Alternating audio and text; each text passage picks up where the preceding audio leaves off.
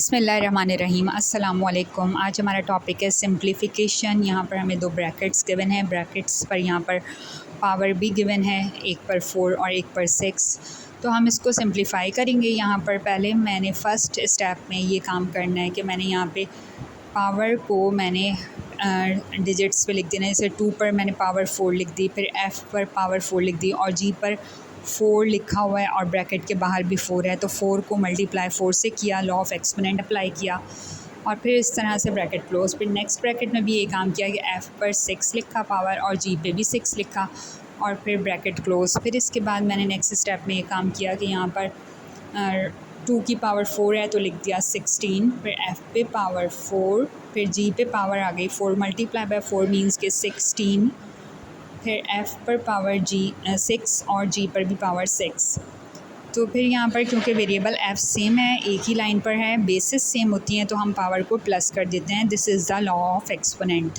तो मैंने यहाँ पर F पर पावर लिखी 4, फिर प्लस कर दिया 6 और इसी तरह G पर पावर लिखी 16 और फिर प्लस कर दिया उसमें 6। फिर इसके बाद नेक्स्ट मैंने स्टेप में ये किया कि F पे पावर 6 + 4 है तो बन गया 10 और G पे पावर 16 + 6 है तो बन गया 22। इस तरह से ये हमारा सॉल्व हो गया, सॉल्यूशन आ गया है। अब नेक्स्ट यहाँ पर एक और क्वेश्चन गिवन है, इसमें भी इसी तरह से आपको ब्रैकेट गिवन है और ब्रैकेट के बाहर होल पे पावर गिवन है, तो हमने इसको सिंप्लीफाई करना है। तो सिंप्लीफाई करने के लिए मैंने ये काम किया कि पहले मैंने फर्स्ट स्टेप में यहाँ पे क्योंकि पावर 2 गिवन थी तो मैंने यहाँ पे पावर से पावर को मल्टीप्लाई कर दिया, लॉ ऑफ एक्सपोनेंट अप्लाई कर दिया है और सेकंड ब्रैकेट में भी यहाँ पर x पर लिखी पावर 2 और y पे पावर 2 मल्टीप्लाई बाय 2 कर दिया। फिर मैंने इसको नेक्स्ट स्टेप में आगे सिंप्लीफाई किया, यानी 2 मल्टीप्लाई बाय 2 x पे पावर 4, y पर 4 मल्टीप्लाई बाय 2 8, फिर x पे 2 और y पे 4।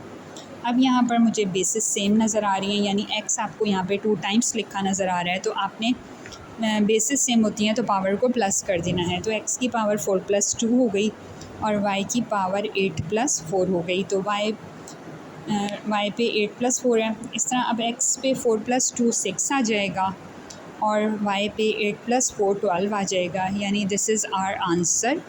ये हमारा कंप्लीट क्वेश्चन सॉल्व हो गया है, सिंप्लीफाई हो गया। एक और क्वेश्चन हम यहाँ पे डिस्कस कर लेते हैं। यहाँ पर आपको गिवन है 15a² b², फिर मल्टीप्लाई और फिर लिखा हुआ है a² b² होल पे पावर स्क्वायर गिवन है।